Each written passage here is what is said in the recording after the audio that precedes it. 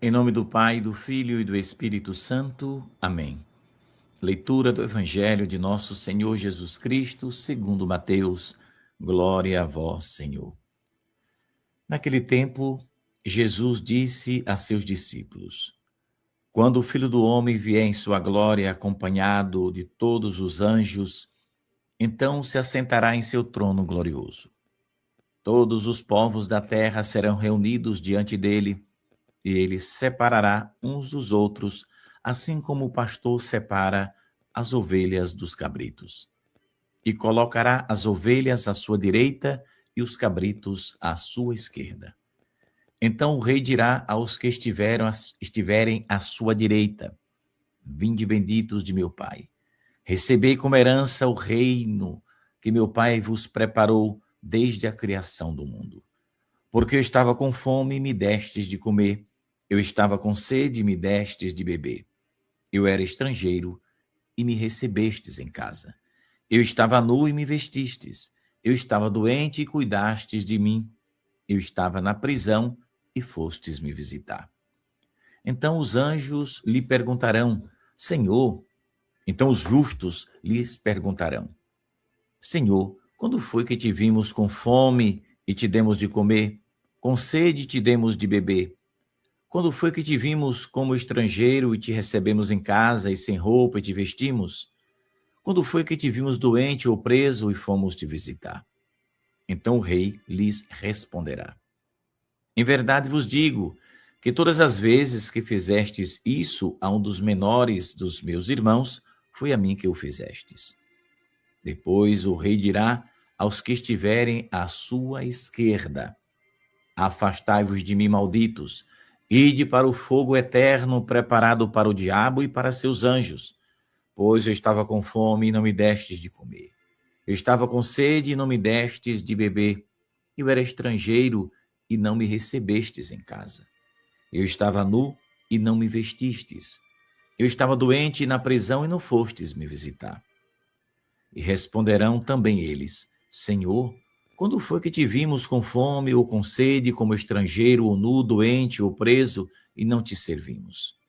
Então o rei lhes responderá: Em verdade, eu vos digo, todas as vezes que não fizestes isso a um destes pequeninos, foi a mim que não o fizestes. Portanto, estes irão para o castigo eterno, enquanto os justos irão para a vida eterna. Palavra da salvação. Glória a vós, Senhor.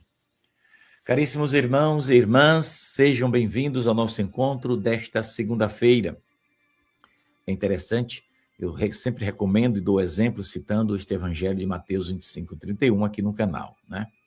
Então, aqui, Mateus está narrando a parousia, a volta de Jesus.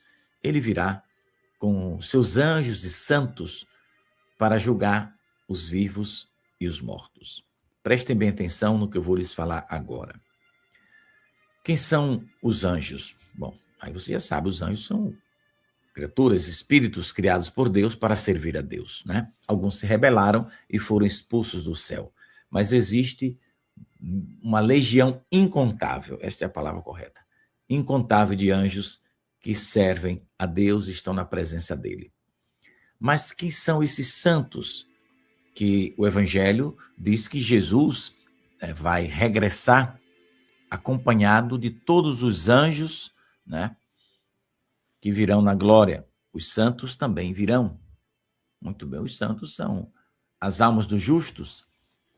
Então, Jesus vai separar, diz o Evangelho, os bons para a direita, os maus para a esquerda.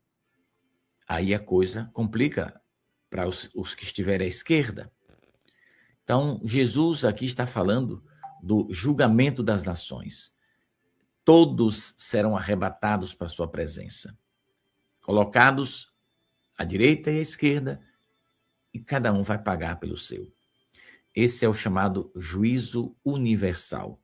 O juízo particular é aquele que você ou eu morremos hoje, imediatamente somos julgados e ou iremos para o céu ou para o inferno, e se sorte tiver, o purgatório, né?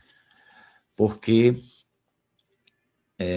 Hebreus, vamos lá, Hebreus 9:27 diz que o homem só morre uma vez e depois que ele morre, ele é julgado. Aí o juízo particular.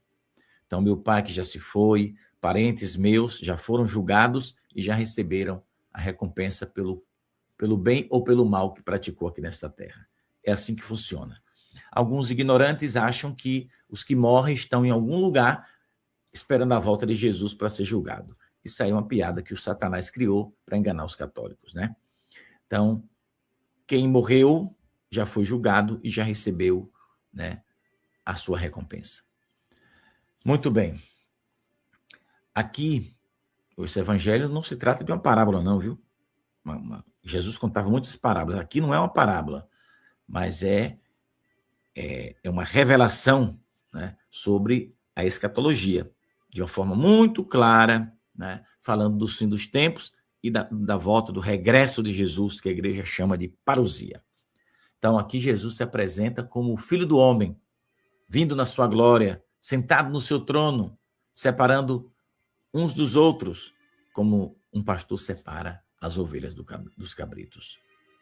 Então, não é mais, digamos, o Cristo, né, escondido da humanidade lá de Belém, ou no silêncio de Nazaré, até determinado momento. Agora é o Senhor glorioso, diante de todos os homens e mulheres, e todos serão chamados a responder pelos seus atos. Então, aqui a gente encontra uma coisa interessante, né? O ponto central desse evangelho de hoje é uma coisa bem interessante, porque a gente vai descobrir, né, que um dos critérios do julgamento é a caridade concreta. E você observa que,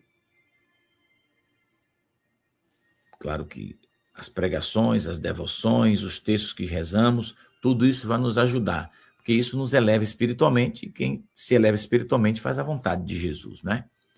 Mas Jesus vai dizer, eu tive fome e me deste de comer. Então, tive sede e me deste de beber. Eu era estrangeiro e me acolhestes. Muito bem. Aqui está se falando de caridade concreta. Os que fazem a caridade receberão a recompensa. Mas não basta apenas fazer caridade. É preciso fazer o conjunto das coisas que Jesus pediu, entre elas a caridade.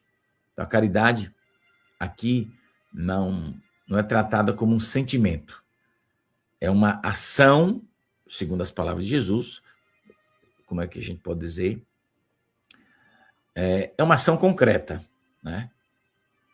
Então, é o amor que se manifesta pelo semelhante. Se a gente também não tiver amor, a gente não se salva, né? Então, Jesus ele está se identificando como pobre, como doente, como preso, como marginalizado. Tudo isso que Jesus fala, esses personagens representando o próprio Jesus. Então, ele não está dizendo, vocês ajudaram os pobres. Não, ele não diz isso. Ele diz, foi a mim que vocês fizeram. Quando vocês ajudaram, foi a mim que vocês ajudaram. Porque ele está presente na vida dessas pessoas. Então, aqui a gente encontra, digamos assim, uma verdade espiritual grandiosa, né? Porque Cristo, ele está de forma misteriosa presente na vida das pessoas necessitadas. Às vezes a pessoa bate na porta da gente, claro que a gente, na minha porta já bateu muitos malandros, né? Já aconteceram episódios até engraçados aqui na minha porta. E gente que mente de forma descarada, né? Desculpa a expressão, para tentar tirar dinheiro das pessoas, já tentaram. E eu fiquei com pena e acabei dando até R$200 para a mulher, que contou uma história interessante. Ela só vacilou, porque ela disse que tinha passado. Eu passei ali em tal lugar, assim, assim, e esse lugar, assim, assim, é de um amigo meu. Eu liguei para lá, né? não sei porquê. E eu disse, não, essa mulher inventa histórias. Não. Acabei pegando o carro e fui atrás da mulher para pegar meu dinheiro de volta. Essa é a verdade, né? Porque era ladrona e não encontrei. Mas, por sorte, ela volta e passa em frente a esse trabalho do meu amigo. Meu amigo chamou ela e disse, ou você devolve o dinheiro que você roubou ali da casa do meu amigo, ou então havia uma viatura e ela acabou devolvendo. Aí ele me liga e diz, pode dar, né? Aí de cerveja, de guaraná, dá o que quiser, pague tudo, gaste esse dinheiro aí com quem tiver aí na sua frente. Eu não quero dinheiro, não. Entende? Porque eu fiquei bem chateado, sabe? Então tem gente malandro que bate na porta da gente. E olha que eu não sou um cara ignorante, não, viu? Nesse sentido. Mas nesse dia a mulher me convenceu de que ela precisava. Contou a história de uma mãe que quase choro de pena. Acabei fazendo com pena para comprar um remédio, né? Acabei dando R$200 à mulher. Mas aí ela acabou perdendo, né? Que eu recuperei, quer dizer, não veio para mim, mas eu mandei dar lá para quem quisesse fazer farra lá na rua. Então, porque eu não gosto, eu tenho, não sei se é defeito ou qualidade, não gosto de ladrão, né? Nem tampouco tenho pena deles quando eles são pegos, assim, você já sabe o que eu estou falando. Vamos voltar para o evangelho de hoje, né? Porque Jesus está falando dos pobres, mas não está falando de malandro, viu? Não troca uma coisa com outra, né? Eu era estrangeiro e me acolhestes. Eu lembrei agora do episódio da mulher lá na Itália que me perguntou se ela deveria acolher os imigrantes que estavam chegando. Eu digo, se a senhora quiser, acolha, a casa é sua. Mas não se esqueça, porque existem vários casos de pessoas que acolhem esses imigrantes lá na Europa, e já houve caso de abuso sexual, de matança, eles matam pessoas. Então, eu posso ajudar. Agora, botar um cabo dentro da minha casa, vamos devagar. Então, a gente não pode tomar essa palavra de Jesus ao pé da letra e abrir a porta para qualquer um, né? Esse qualquer um pode ser, a gente tem que identificar quem são essas pessoas que a gente pode ajudar ou até acolher, mas sem conhecer, meu irmão, sem ter informação, a IP do Regis não abre a porta não, viu? E nem tampouco aconselho. Embora Jesus está falando aqui que é para a gente acolher, mas não tome ao pé da letra, entende? Você vai fazer a caridade, você pode acolher, ajudar, mas não botar, né, o diabo dentro da sua casa achando que é um anjo, né? Tenha cuidado. Faça a caridade, mas com prudência. Isso é importante. Então, Jesus disse, foi a mim que fizestes. Então, aqui nós temos uma verdade espiritual grandiosa, porque Cristo se mostra presente na vida dessas pessoas. Pobres, simples, que precisam de verdade, não de malandros, né? Então, a gente precisa viver na graça de Deus. Quer dizer, quem vive na graça de Deus vai reconhecer Cristo nessas pessoas. Então, para viver essa forma de caridade verdadeira, é necessário a gente estar na graça de Deus também. A graça de Deus que nos santifica, né?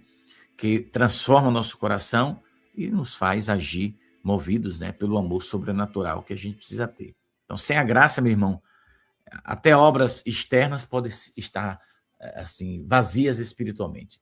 Tem que ter amor e tem que estar na graça de Deus. Então, e a gente viver na graça significa estar reconciliado com Deus, né? Fugir do pecado grave, buscar os sacramentos, a devoção à Nossa Senhora, como ela sempre pede, né? Cultivar uma vida de oração. Uma pessoa que não reza, como é que vai crescer espiritualmente? Como é que vai se sensibilizar pelo pobre? Não vai, né? E ter uma caridade viva, verdadeira, entende? A gente precisa fazer o bem para as pessoas. Quem vive em pecado grave, fecha os olhos espirituais, não reconhece Jesus no irmão. O coração vai ficar duro. É um negócio pesado. Satanás não brinque não, viu? Não brinque não. Viu o evangelho de ontem? De ontem, até Jesus foi tentado pelo capeta. Imagine eu e você que somos pecadores. Então, fique atento, viu? Nós não sabemos o dia e a hora. Então, esse evangelho está dentro daquilo que a igreja chama de discurso escatológico, né? Então, esse evangelho está soando como uma advertência constante de Jesus.